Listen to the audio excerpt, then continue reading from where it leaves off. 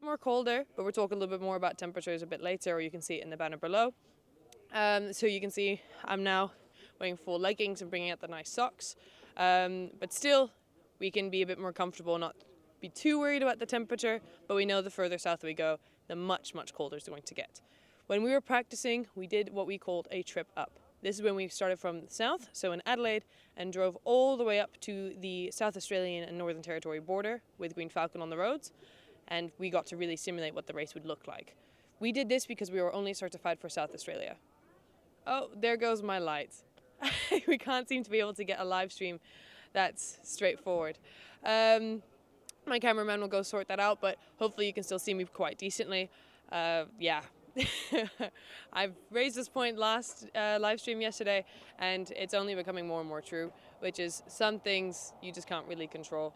For example, like we charged these throughout the day today to ensure for this because we weren't using them at any other point in time. So something must have gone wrong with the charging, but that's also what you get for when you are charging in remote places and on car battery inverters and everything. So you can't win them all. But here at this camp, we are living good. You can see we've got some nice LED, we got some lights, we got a roof, we've got some running water, so we really can't complain. And that's a big contrast to what we had this morning. This morning we had a bit of a rough start, actually. We had a few things to complain about, but really there was no need to complain because we were too focused in the moment to get our solutions sorted. This morning we had a few issues with the control stop and being right on time. But I'll bring in my race lead actually soon to tell you more about it. Tom, do you want to come on in now? So Tom is our race lead. He's always quite busy, so I couldn't have him waiting behind camera. I had to have him busy with working. But Tom, do you want to introduce yourself? Yes, sure. Do I need to hold it? I'll do all the mic work for you. Okay, great. I'm Tom Nordaans. I'm race lead of the Top Dutch Solar racing team.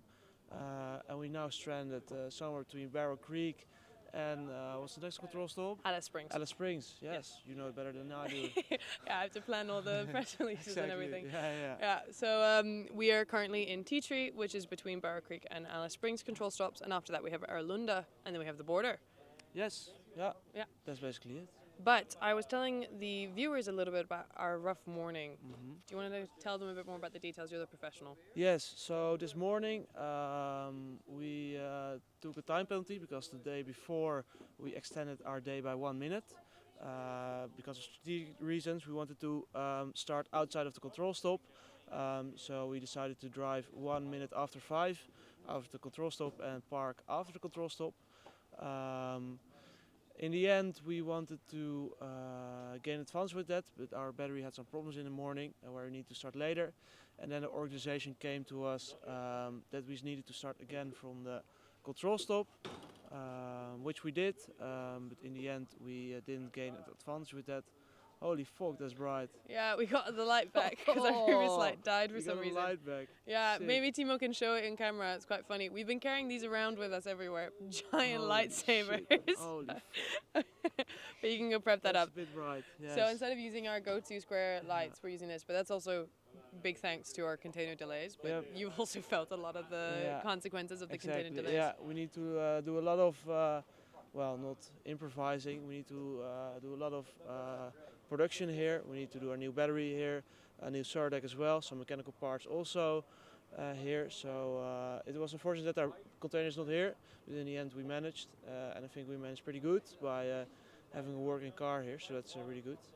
Yeah, we're very lucky. You did a very big push, especially. So Tom had a very big goal while we were in the Netherlands, which was making sure that we had a fully fledged functional car. Yeah. But that kind of bit us in the foot when we discovered our solar cells were not race efficient. Yeah. How was that as well? Because you were also a part of the planning and the process a little bit for creating the new solar deck. Yeah, so when the solar deck came out of the flight case, we noticed that it was a bit degraded. And our partner Mito helped us to get new solar cells here.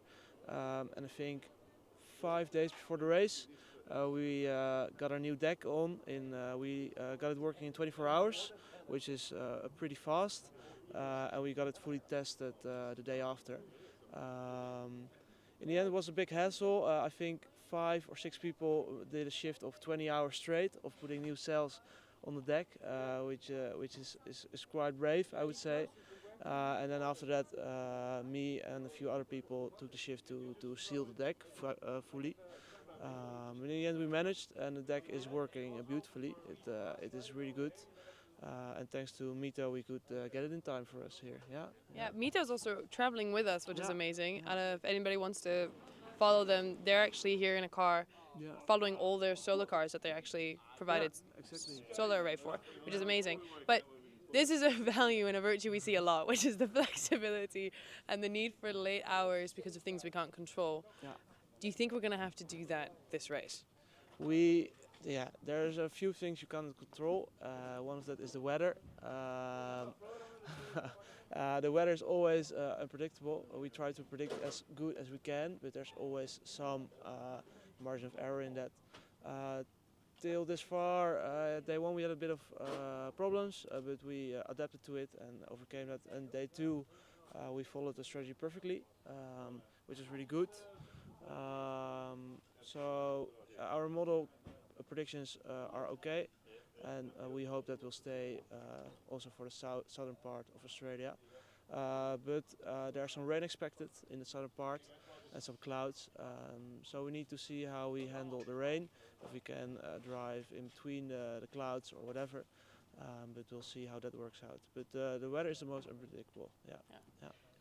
To catch the viewers up a little bit, we're actually doing this competition 2 months earlier. So this time of year for this kind of competition has never been done before. No. So trying to see how a bunch of solar cars perform with winter swells and rain and everything is going to be something really new. It's kind of hard. Yeah, so Tom's also in the chase car, and this is with our strategists. Yesterday you got to meet one of our other strategists, Lorenzo, but you guys are in there non-stop. But is the weather really that make or break for the race? The weather makes you change speeds all the time. If there's no sun, you are going to slow down. If there's more sun, you're going to speed up. It's as simple as that. And if there's no sun, you automatically drive faster speeds. So what we'll do is, if it's going to rain the next day, we're going to make sure that our battery is fully topped up to start that day. So we make as less compromise on speed as possible. That's all, of course, incorporated into the models, into the strategy, which they've done a great job at, Timo and Lorenzo, the strategist. And that's how we want to manage the rain or clouds during the southern part, to already charge up a bit these days, and to fully deplete the battery in the last few days where there might be rain. Yeah, that sounds like a not fun job to me. Well, it's it could be quite boring, but it could also be quite exciting a few times. For example, today during the last control stop, we needed to make a decision where we're going to camp today. We had a few options, but in the end we chose to go for the riskier strategy. We extended our day by 10 minutes, which is just allowed before you get a penalty. I think we stopped driving 9 minutes and 36 seconds after 5, so we had 25 seconds to spare, or 24 seconds to spare, so which is quite good. And now we're at a fully camping spot. We have toilets, we have showers, we have everything here, so that's a great plus for this camping spot.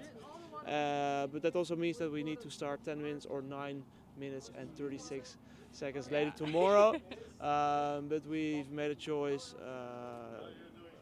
based on strategy, and we think it's worth it to do this. So yeah, and we got a good camping spot, so I think logistics also pretty happy with that. No, it's much easier. I pointed out how we actually have a roof and some lights and running water. Exactly. Usually we're scraping by. But a part of this as well is also our placement at the moment. So we started at P2 and now we're at P10. Yes. And we've got 2 to 3 days left to go to try recover from that. Yeah. How is it looking? Well, we know the top teams are blazing away. You have Inoptis, Delft, Twente. I think that's the top 3 right now. Aag is also getting in there. We are with the middle group. We're just behind the middle group because of our problems in the morning. But we hope to catch up because we preserved a little bit more energy today. So we hope to catch up the next coming days to that group, and hopefully can catch up to the top 4 as well. That will be a pretty hard task, but we still have 3 days left of racing. We're not halfway even, so everything can happen still. Yeah. So we're actually 1 kilometer behind ninth place. Yes. So Newman, which is a brand new team, and they built a pretty impressive looking catamaran. They really zoomed ahead and they did such a good job. But now we're catching up to them. Yeah. The Green Falcons hunting. Do you think we're definitely going to be overtaking them in perhaps P8? I hope so. I heard they have some problems here and there. They drove a lot slower at the end of the day than we did. And that's why we caught up as well. I think they're also at the same camping.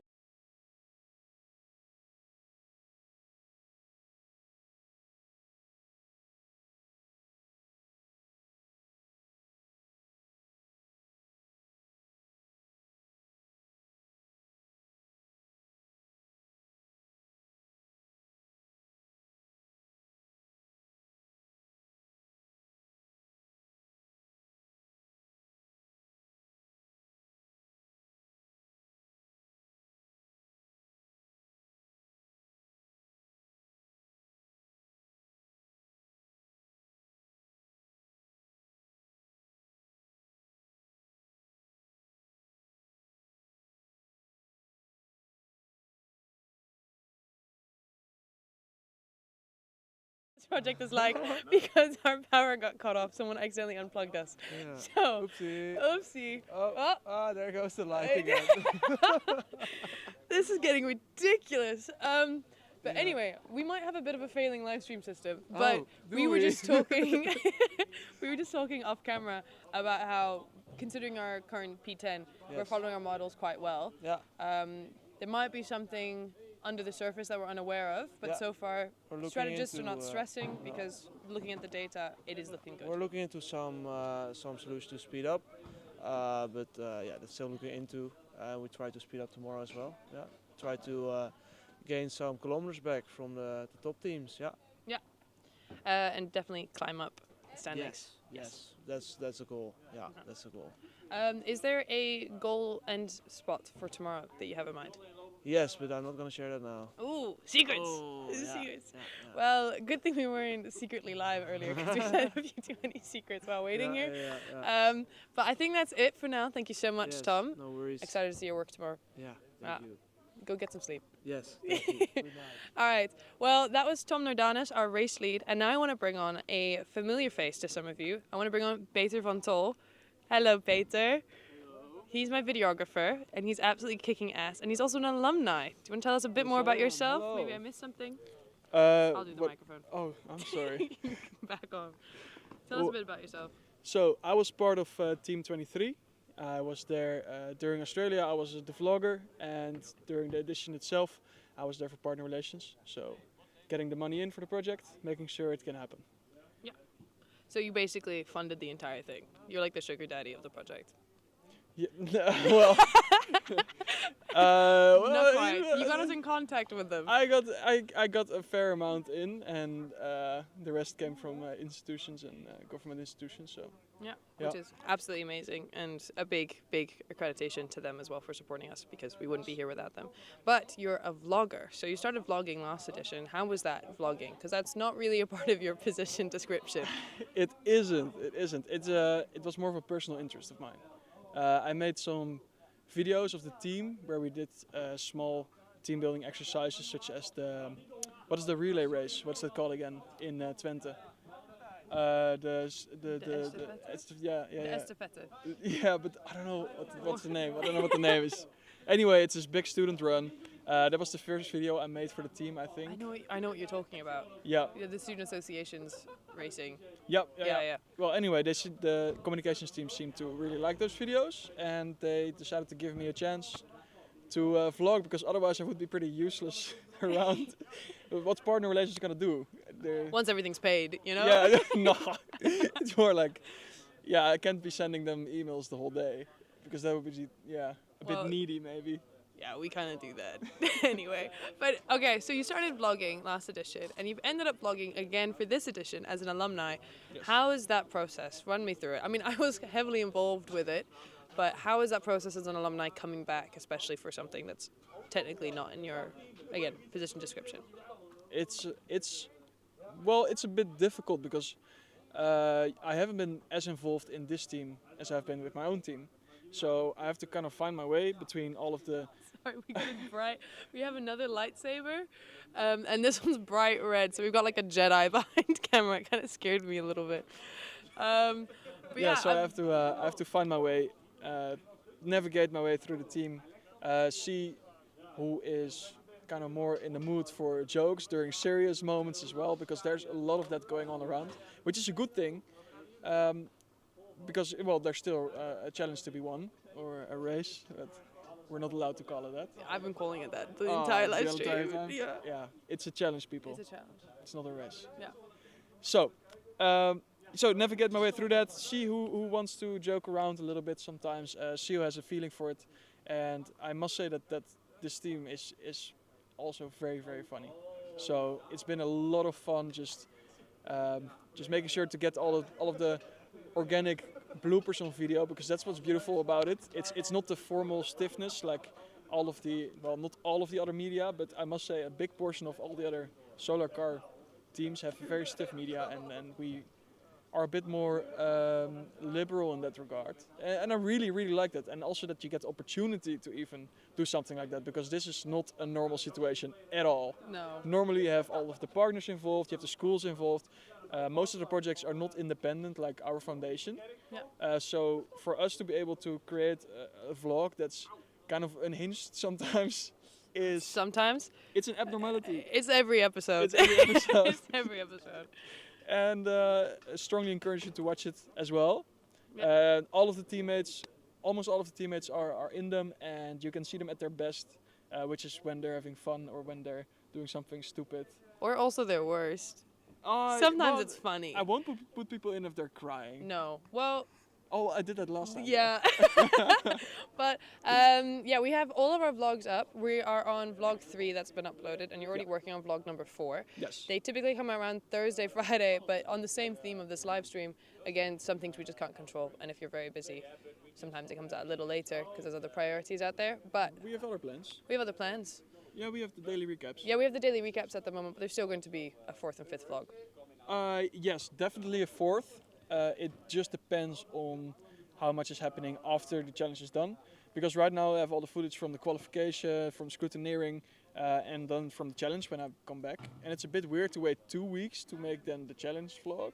So I think it might be just, and it's a teaser, but one big episode as a final one and just keep it at 4.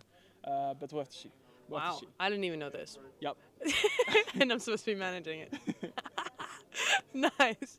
But anyway, you're more than just a vlogger, you're also our videographer. So as we already mentioned with the daily recaps, we actually just posted our first one this morning. It was about yesterday, and it is a gorgeous, gorgeous video. You guys should definitely check it out. It's under this exact same channel. But you're going to be making one of those each day, but also our documentary. How was that for you as well?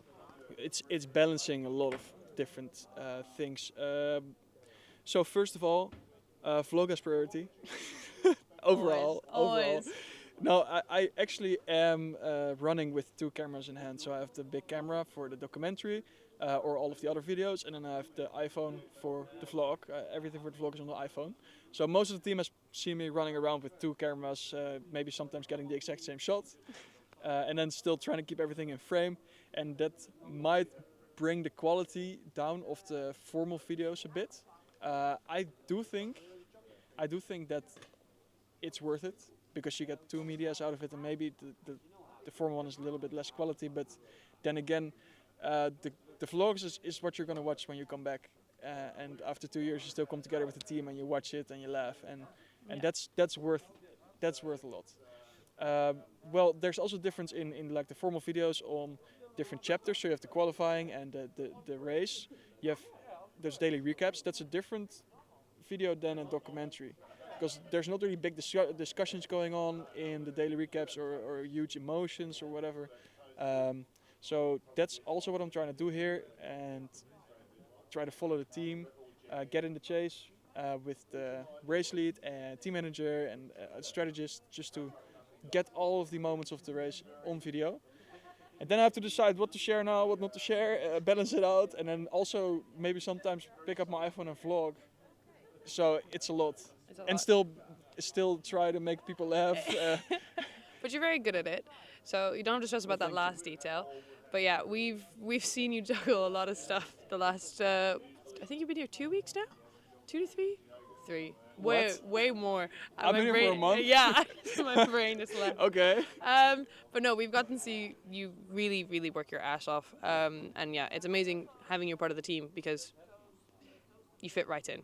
Thank you. We're all working our asses off. Thank you. As always, there's no breaks. But for you as well as an alumni, so last live stream I had Temba on, and he was also an alumni and gave a little perspective as to the importance of alumni contribution. How do you see it? Do you think it's a really make or break situation having alumni involved? Or do you think, as you mentioned, with our independent team structure, could we do it without alumni? You could definitely do it without. I'm here as a bonus. Like, yeah, fully. I'm here as a bonus. I had to pay to be here, by the way. Oh my god, the lights out again. Oh, they're cancelling me. They're cancelling me for saying it. Yeah, They're okay, cancelling me for guys, saying it. we don't get paid. Wait, what do you mean? It's a non-profit organization. We put all the money to the race, and so Yeah, we unfortunately had to get our alumni to pay for their flight tickets. Yeah, which is not a bad thing. I feel like that's also it's for when you really want to help. You know, if you really want to be there and be with the team, then yeah, you can pay. But also what you get for it's like everything, like the whole trip, the whole experience. It's a lot. You know? We're not an Optus. Don't make it blue. It's green or white. Okay, very good point. But how do you find the contribution of alumni? Do you really think it brings that much to the table? Well, I was coming to that. Okay, but well, then sorry. I got disrupted again. We get interrupted a lot at this live stream. So, alumni contribution, yes, it is a bonus. The whole thing of Top Ditch Solar Racing is basically this first team started up. They were like, this challenge, pretty cool, let's do it. More and more people joined. And then when the edition ended, they left and they left this team, let's say a setup, for new people to come in and do this thing on their own again, to experience it fully, without any, let's say, judgment or how do you say, expectations from older people, from people who have already done it before, prejudice. Prerequisites? I don't know, that's pretty fancy. I'm sorry, that's the only word that came into mind. But Yeah, so without all of those people hovering over you, with all of the experience, you actually get to figure this thing out on your own. And the same thing is for the period in Australia. I mean, the first team figured it out on their own, and so could you. We're here to support, and you wanted to vlog. I'm here vlog. You So, here vlog? I'm here vlog. He's here vlog. Well, amazing content as always, and yes, you were a great bonus. And I actually would like to disagree. I do think we couldn't do it without this alumni, which is why I've really tried to make sure that there's an alumni for each version of the live stream, so you guys get to see the different perspectives, because you guys are like the all-seeing eyes. I called Temba this literally last episode. All-seeing eyes. You guys are the all-seeing eyes. You guys know what's up. You know what the red flags are. Yeah. You guys see too much Yes. sometimes. But Let's anyway, let it go. you guys have to let it go sometimes. Yes. We're learning. Learning curve. But anyway, thank you so much, Peter. Really appreciate it. You have a lot of editing to get back to. I appreciate you coming on the vlog. Now I'm getting too excited. My brain's entering your workspace. This is my workspace. But thank you so much. And I'll probably see you back at the media van in a few minutes when this is all done. Daily recap coming out in about 4 or 5 hours, depends on how fast I'm able to work right now. Because I don't have electricity, because this live stream is taking my electricity, so cut it off. I need to get Alright guys, back to that's it. That's the live stream. No, I'm joking. I actually have another perspective to bring out to the table. As much as Peter and Temba were all seeing eyes, there is someone else and a kind of position that is really crucial to our race experience, and that is our observer. This is someone that is brought with us for every single kilometer of the race. This does change and it does get randomized, so at certain control stops or at certain places we get our observers swapped, but these people make sure that we're following the regulations and all the rules to a T. So they're kind of like your parent waiting on the couch for you to come home when you're a bit late after curfew. But they're amazing, they camp with us, they eat dinner with us, they do everything. You might have seen them in the background already helping with dishes. But we've got Tony. Tony joined us today, and I'd love to welcome Tony. Would you like to come join me now? He's busy talking to Tom. Look at how these worlds collide. But yeah, Tony is from Adelaide, so he's a purebred Australian. I am. You are. Welcome, welcome, welcome. Tell us a little bit about yourself, Tony.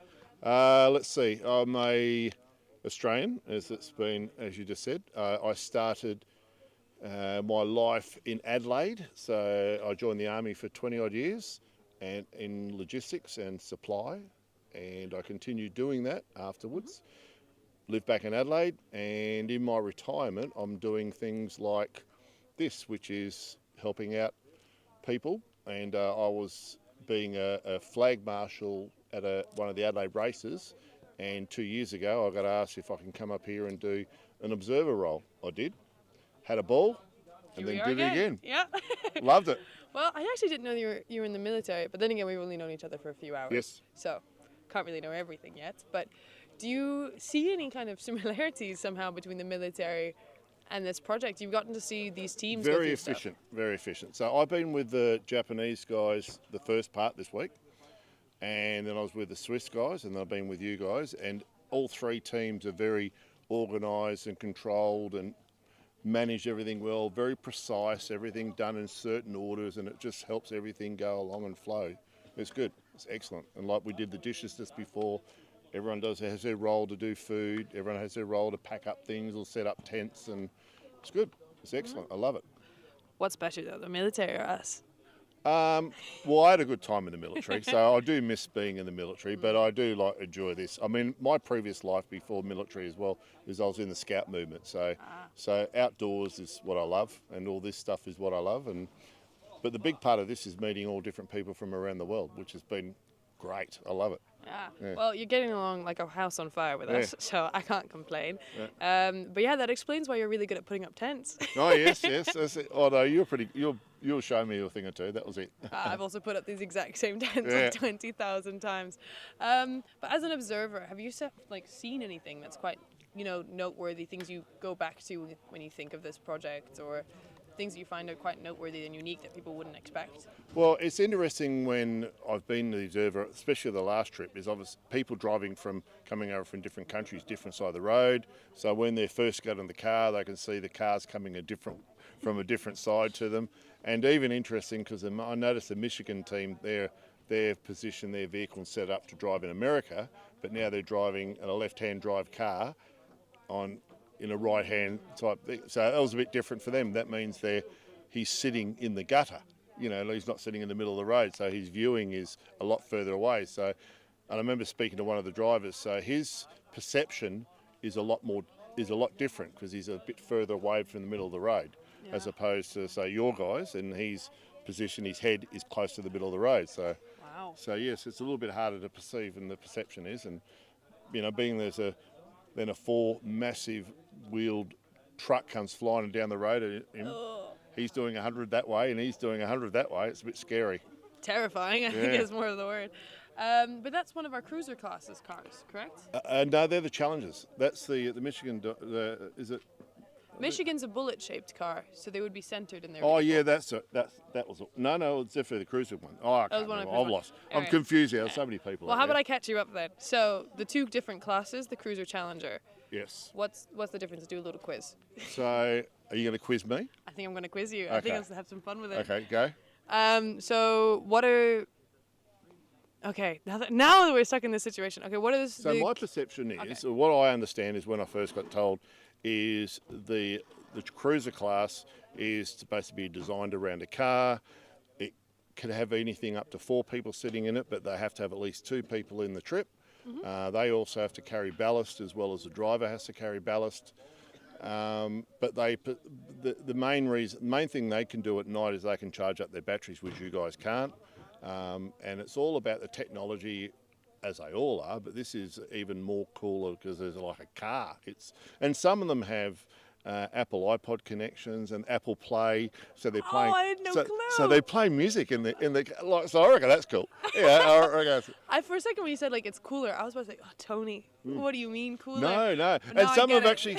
One of them 2 years ago did have air conditioning. Had air conditioners in there. It didn't work. Was that the Eindhoven? Yeah, I think it might have been. Yeah, yes, Eindhoven is the team from the south of the Netherlands, and they're so good. They basically quit because they kept winning. I know, but it's just fantastic. As I said, I've had just meeting some amazing people, and just watching just people working in the background. Everyone's just sitting there dialing away on the computer, all these little graphs going up and down, and I have no idea what it's all about, and then I get explained, and I still don't have any idea what it's all about. Well, that's very fair. I also had our race lead up here, and we were talking a little bit off camera because the camera cut out. Yep.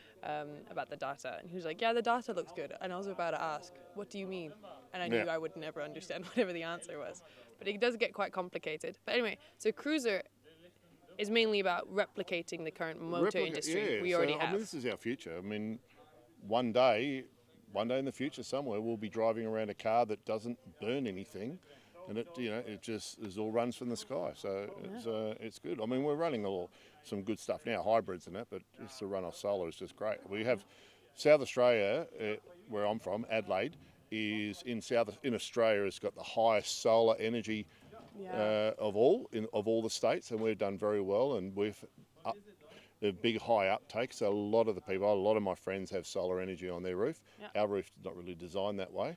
But it's the future, and it's great. And to just see these, as I was talking to just a young person just over the back here earlier tonight, and she was trying to get around her head that this thing on the road was just purely being run by the sun, and so I reckon it's great.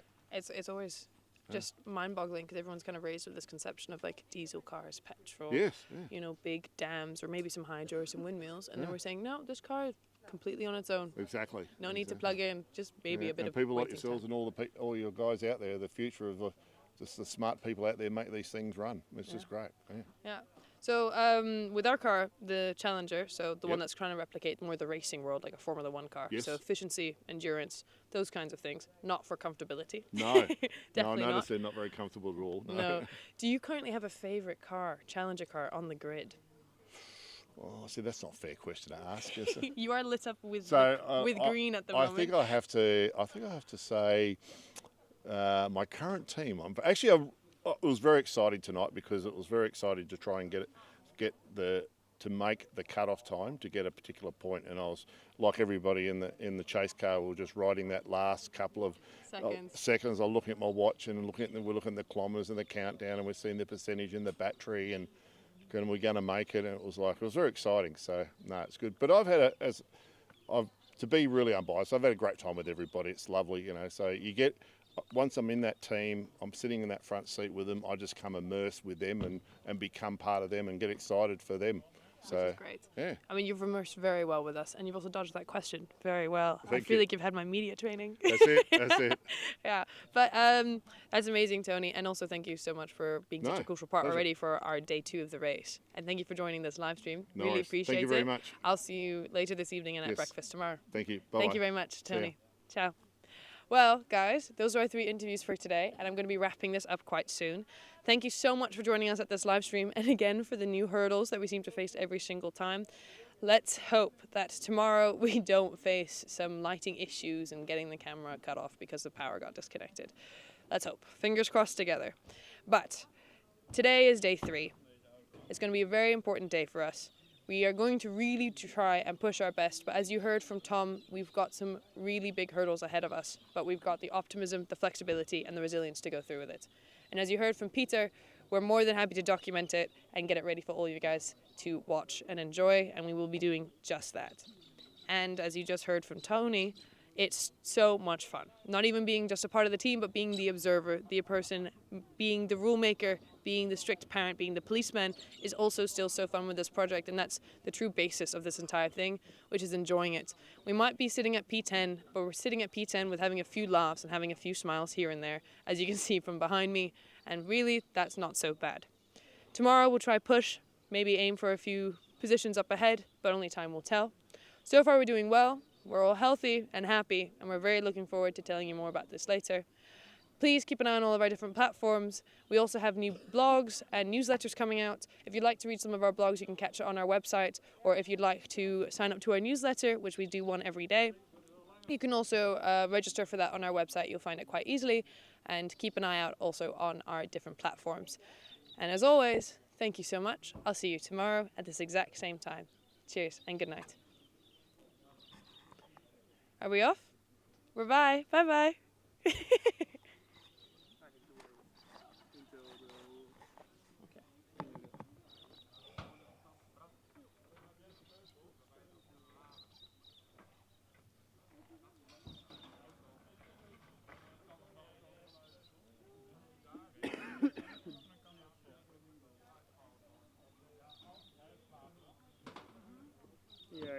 like a Star Wars character the last few. Yeah, why the fuck did you make it green, dude? Because I can't make it white.